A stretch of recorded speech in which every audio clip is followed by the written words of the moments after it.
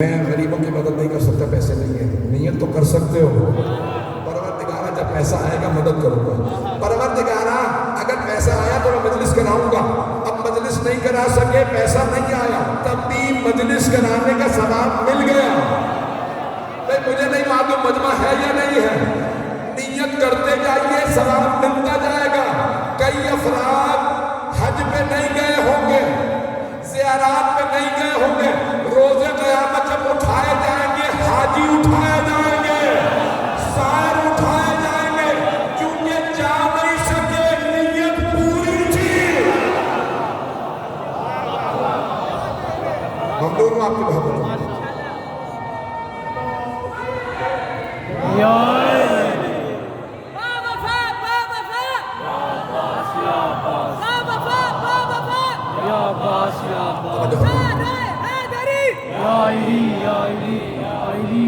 میرا مضمون پریشان تو نہیں کر رہا، میں تو ابھی اور زیادہ پیش کر دیتا ہوں۔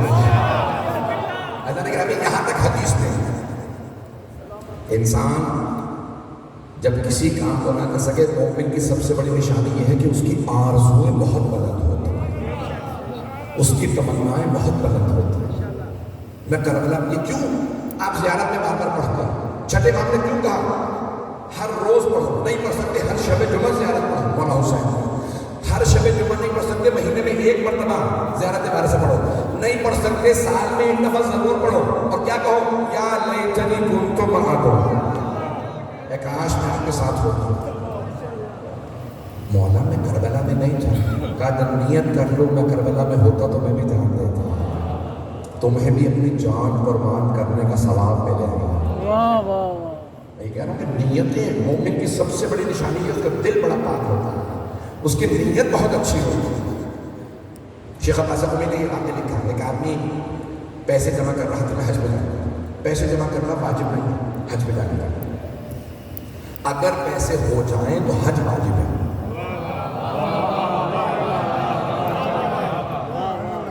فقہ اسلام وَلِلَّهِ عَلَى النَّاسِ حِجُّ الْبَيْتِ مَنِ اسْتَطَاعَ إِلَيْهِ سَبِيلًا، جس کے پاس استطاعت ہو اس پہ حج واجب ہے، مستطیع بننا واجب نہیں ہے۔ پتہ نہیں لوگ ہیں کچھ میرے بھائی بہت ہیں، دیکھیں نماز کا وقت ہو جائے نا تو پانی حاصل کرنا واجب ہے، کیوں؟ کیونکہ وضو واجب ہے، لیکن حج کے لیے مستطیع بننا واجب نہیں، اگر استطاعت مل جائے تو حج واجب ہے۔ لیکن وہ آدمی پیسے جمع کر، میں حج پہ جانا چاہتا ہوں، میں مدینے مکے جانا چاہتا ہوں، کہاں رہتا تھا؟ کوفہ میں، نجف میں، پیسے جمع کرتا رہا، پیسے جمع ہو گئے، اس نے کہا اس سال حج پہ جانا۔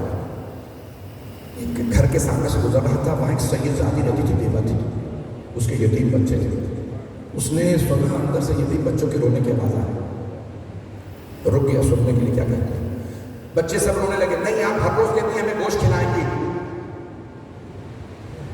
لیکن آپ کبھی ہمیں گوشت نہیں کھلاتے۔ رک گیا، یہ سید زادی ہے، ماں نے کہا نہیں میں انشاءاللہ تمہیں آج گوشت کھلاؤں گی، بچوں بیٹھ جاؤ۔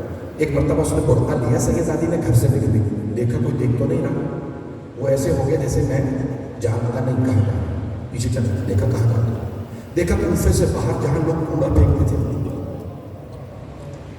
وہاں گئی، اس سید زادی نے ایک مری ہوئی مرغی اٹھائی، برقعے میں چھپائی، گھر میں آئی، جب گھر آئی تو اس نے بچوں سے کہا بچوں آج میں تمہیں گوشت کھلاؤں گا۔ جب وہ پاک کرنے لگی نا، مردہ جانور کھانا حرام، اس نے فوراً دستک دی، کہا آپ سید زادی ہیں، آپ سیدہ کی نسل سے مردار، اس نے کہا میں نہیں کھاؤں گا، میں جانتی ہوں حرام ہے، میرے بچوں کو نہیں پتا، وہ کھائیں گے لیکن گناہ مجھے ہوگا کیونکہ میں نے کھلایا۔ اس نے کہا کہ آپ سید زادی ہیں، کچھ نہ کہ حرام نہ کھائیے، میرے گھر میں کچھ پیسے رکھیے، میں پیسے دے دیتا ہوں، حلال کھا۔ گیا گھر، وہ سارے پیسے جو اس نے حج کے لیے جمع کیے تھے اس سید زادی کو دے دیے، کہا آپ سید زادی ہیں، علی کی نسل سے، بس مولا علی کو کہہ دیجیے گا میں آپ کا احترام کرتا ہوں، آپ مولا امیر کی نسل سے، یہ سارے پیسے آپ حج پہ نہیں جاؤں گا۔ اس نے نہیں بتایا کہ حج کے لیے جمع کرا تھا، کہ نہیں یہ آپ کے بس آ گیا۔ اب اس کے دل میں خلش رہ گئی، کتنے برسوں سے پیسے جمع کر رہا تھا، حج پہ نہیں گیا، جب سارے حاجی جانے لگے نا تو کہا چلو حاجیوں کو الوداع کہہ دوں. سارے حاجیوں کا خدا حافظ، آپ لوگ جا رہے ہیں، مجھے بھی دعا میں یاد رکھیے گا. چند مہینے بعد حاجی واپس آئے، استقبال کے لیے پہنچا.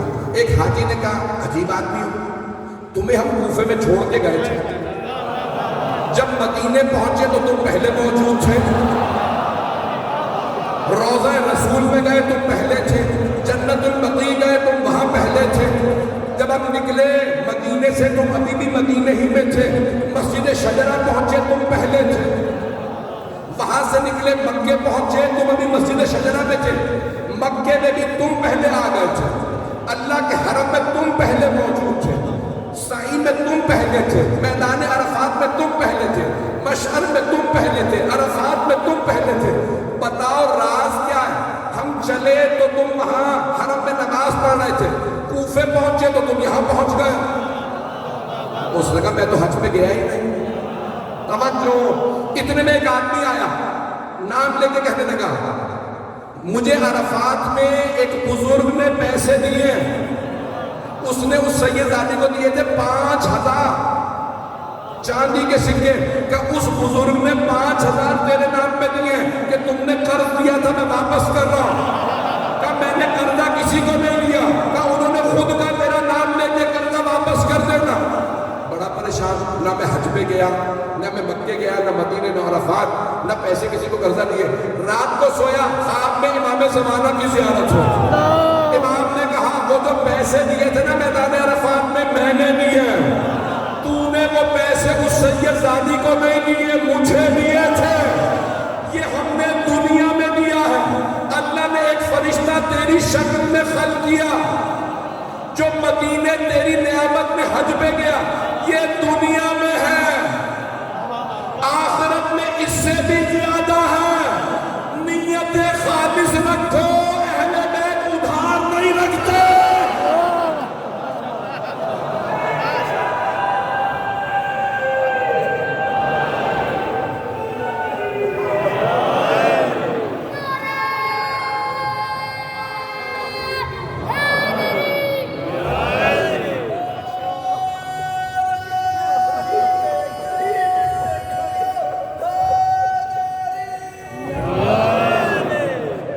جو فرمانے سے عبادت کا مفہوم بہت وسیع ہے، کسی کے بھی کام آنا. لیکن خدا کی قسم جب میں یہ حدیث جو اب سنانے لگا پڑھتا ہوں میرے رونگٹے کھڑے ہو جاتے ہیں. پڑھو یہ مفہوم ہے. بسم اللہ.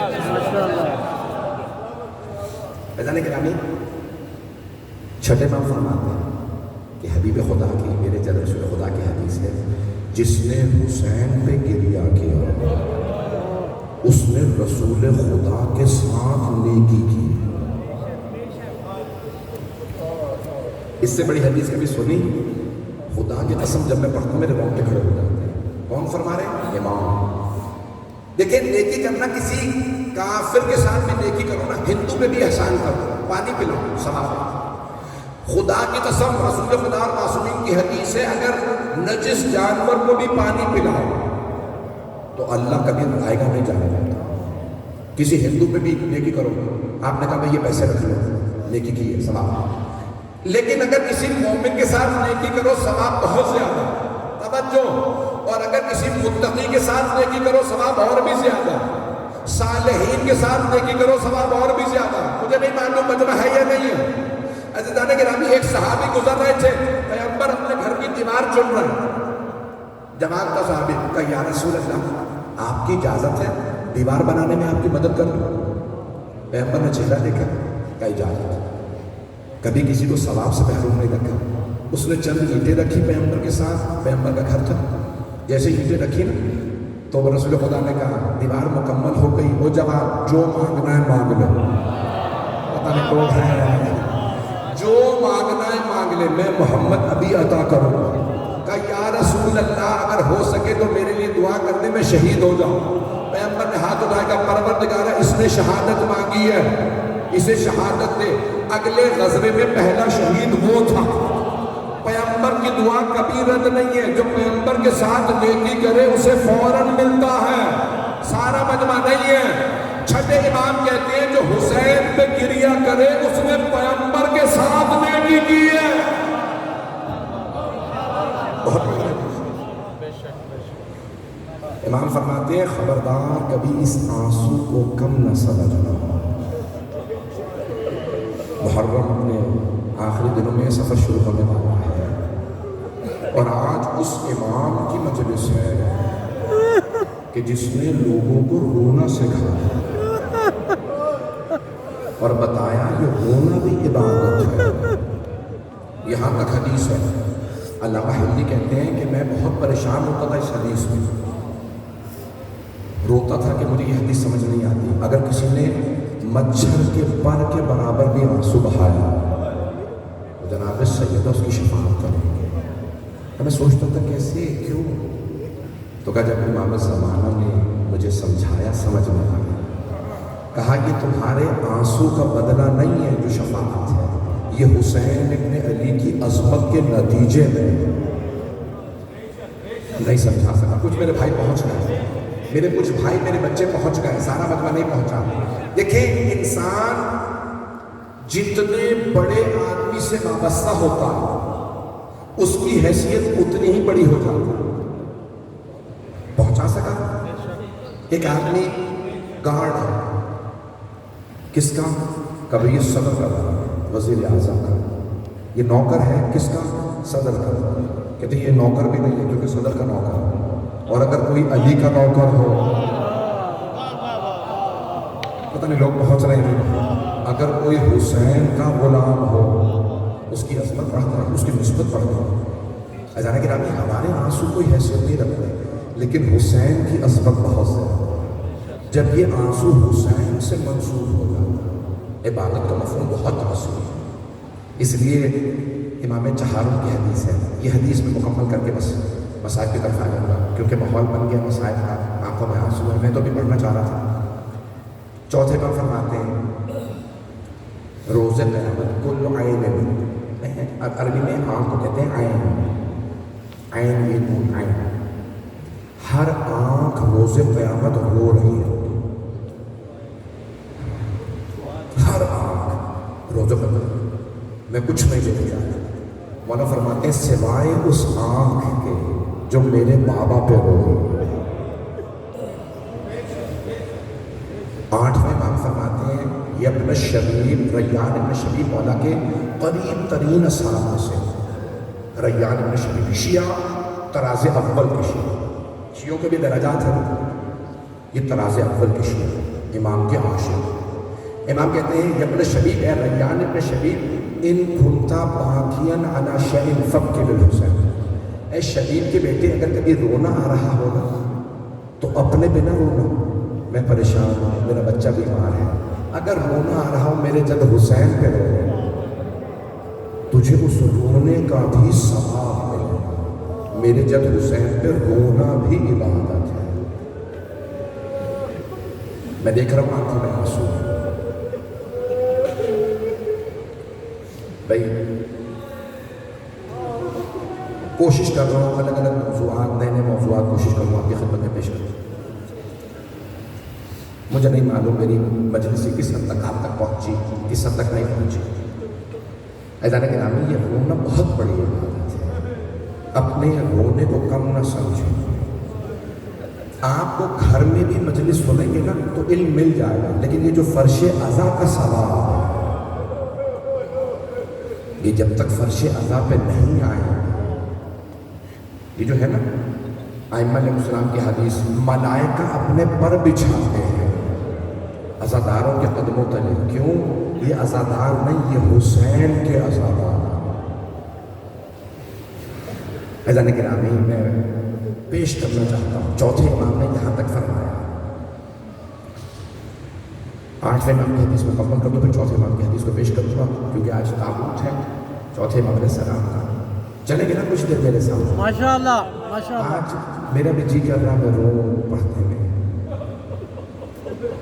آٹھویں امام سے پوچھا مولا کیوں اتنا رو رہے ہو؟ مولا خوار و بتا کے لیے ظاہراً 9 محرم تھی یا 10 محرم، تو امام نے کہا کہ یہ ابن شبیب آج کے دن یا ان دنوں میں میرے جد حسین کو اس طرح ذبح کیا گیا جیسے ایک بھیڑ کو ذبح کیا گیا۔ جب معصوم مثال دیتے ہیں تو اس میں کوئی حکمت ہوتی ہے. رسول خدا نے مولا علی کو تشبیہ دی شیر سے. شیر سے تشبیہ یعنی دلیر شجاع. کلکبش امام رضا نے کہا میرے دادا کو ایسے ذبح کیا جیسے گوسفند کو بھیڑ کو ذبح کیا تھا. مل کر دیکھیے گا علماء نے بہت زیادہ بحث کی ہے اس حدیث میں. کیوں؟ مستند ترین احادیث میں سے. دونوں باپ بیٹا کٹر شیعہ ہیں, بہت طراز اول کی شیعہ. حدیث میں شک نہیں, بہت مستند حدیث ہے. علماء نے بحث کی ہے امام رضا نے کیوں کہا میرے دادا کو ایسے ذبح کیا جیسے بھیڑ کو ذبح کرتے ہیں. تو علماء کہتے ہیں جب ایک بھیڑ کو ذبح کرنے لگتے ہیں نا تو اس کے ہاتھ پاؤں باندھ دیتے ہیں. کچھ لوگ پہنچ گئے, کیا مولا حسین کے ہاتھوں پاؤں کو باندھا گیا تھا؟ نہیں. جب ایک بھیڑ کو ذبح کرنے لگتے ہیں نا تو اسے پانی پلایا جاتا ہے. کیا مولا حسین کو پانی پلایا گیا تھا شہادت سے پہلے؟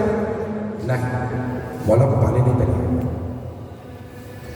جب بھیڑ کو ذبح کرنے لگتے ہیں نا تو دوسری بھیڑوں سے چھپا دیتے ہیں.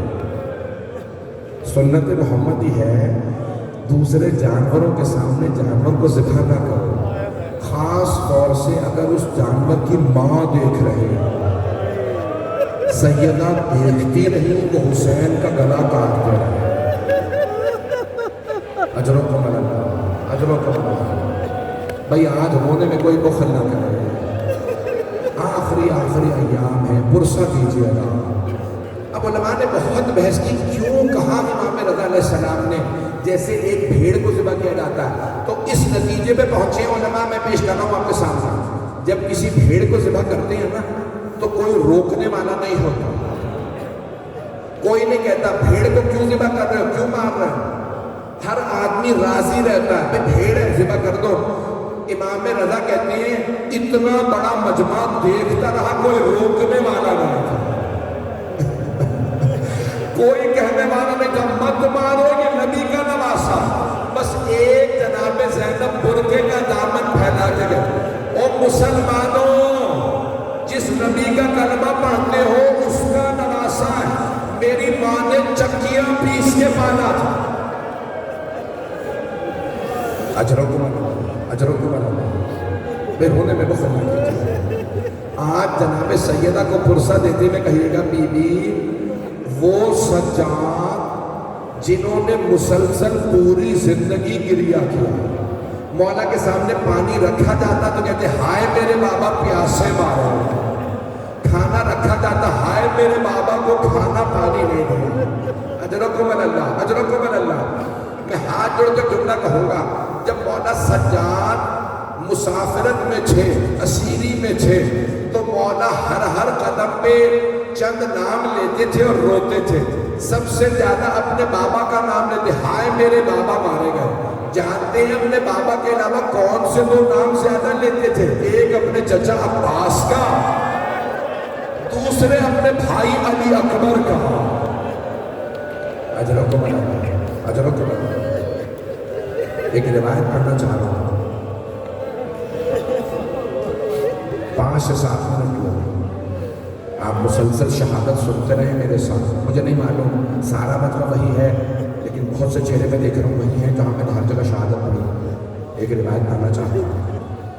چوتھے امام جب رہائی ملی تو آپ نے ایک مرتبہ یزید سے کہا یزید جو شہداء کے سر طلب کیے تھے واپس کر دے. شہداء کے سر آنے لگے. پہلا جو سر آیا بڑا ننھا سا سر تھا.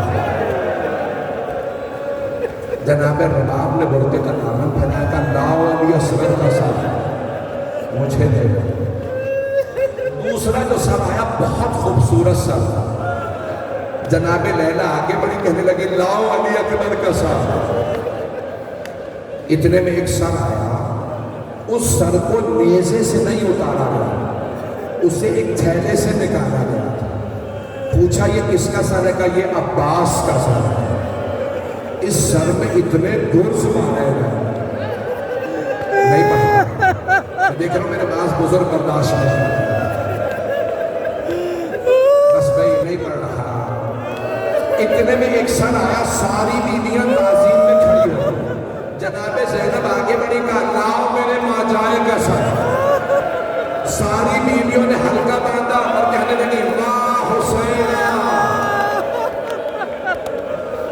اجروں کو مولا سجاد نے آنے والے سے کہا یزید سے کہو تبرکات واپس کریں، ہمارے تبرکات لوٹے تھے واپس کریں۔ جانتے ہیں سب سے پہلے کیا آیا؟ چادر تطہیر۔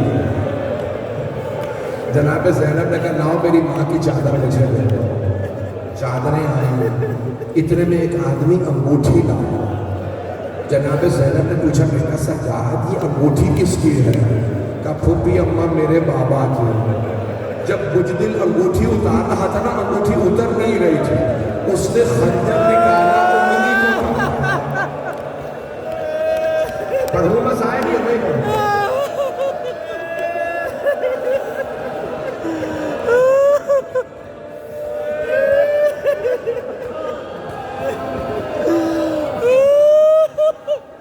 بس بھائی اتنے میں ایک آدمی دو چھوٹی چھوٹی بالیاں لے آیا۔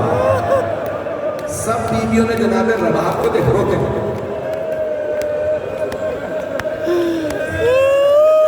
سب بیویوں نے جناب رباب کو دیکھا۔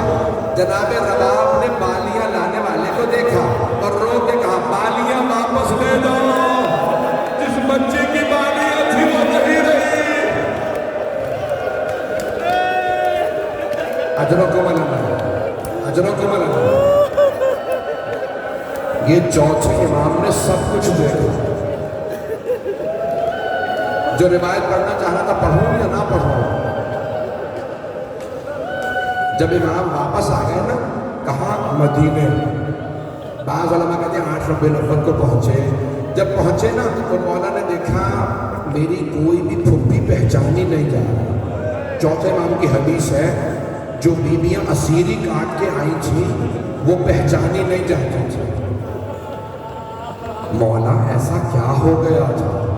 نہ جانے کتنے پتھر مارے گئے، پتہ نہیں لوگ ہیں یا نہیں ہیں۔ مولا نے کہا بشیر سے، بشیر ابن جزلم، بشیر جا کے میرے جد رسول خدا کی مسجد میں اعلان کر دے کہ حسین مارے گا۔ ایک آدمی دوڑتا ہوا گیا حضرت محمد حنفیہ کے پاس، مولا علی کے بیٹے محمد حنفیہ۔ کہا محمد حنفیہ نہیں بتایا امام حسین مارے گا۔ ایک مرتبہ کہنے لگا ہے محمد حنفیہ آپ کے بھائی حسین کا قافلہ واپس آ گیا، یہ نہیں بتایا حسین مارے گا، ان کا یتیم بیٹا بیٹیاں بہنیں آئیں، بس یہ کہ محمد حنفیہ آپ کے بھائی حسین کا قافلہ واپس آ گیا۔ جناب محمد حنفیہ گھوڑے پہ سوار ہوئے اور کہنے لگے میں بھائی کا استقبال خود کروں گا۔ گھوڑے کو دوڑاتے ہوئے مدینے سے باہر آئے۔ جب آئے نا ابھی سوار تھے، دیکھا مولا سجاد ہے، سر پہ کالا امامہ ہے، ہاتھ میں حضرت عباس کا علم ہے، ساتھ میں بیویاں۔ جناب محمد حنفیہ نے گھوڑے پہ سوار وہیں سے سوال کیا این این اخی الحسین، میرے بھیا حسین کہاں؟ مولا سجاد نے چچا کو دیکھا اور رو کے کہنے لگے قد قتل بکربلا، چچا جان آپ کے بھائی حسین کربلا میں مارے گئے۔ جناب محمد حنفیہ بہت دلیر تھے، ان کے آنسو بہنے لگے۔ کہا حسین مارے گئے؟ عباس کہاں تھا؟ جیسے ہی جناب محمد حنفیہ نے پوچھا نا کہ عباس کہاں تھا حسین مارے گئے، جناب سید سجاد نے فرمایا چچا عباس بھی مارے گئے، چچا عباس بھی مارے گئے۔ جناب محمد حنفیہ کچھ دیر خاموش رہے، پھر کہنے لگے اور کچھ نہیں پوچھوں گا، مجھے اتنا بتا دو میرے بھائیوں کے ساتھ میری بہنیں بھی گئے، علی و بطول کی بیٹیوں کا کیا ہوا؟ مولا سجاد نے کہا چچا انہیں بازاروں میں لایا ہے، علی کی بیٹیوں کو شرابی کے دربار میں لایا ہے۔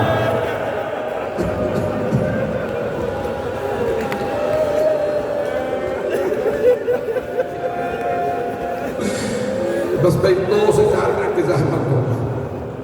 جناب محمد حنفیہ گھوڑے کی پشت سے زمین پہ گرے گئے،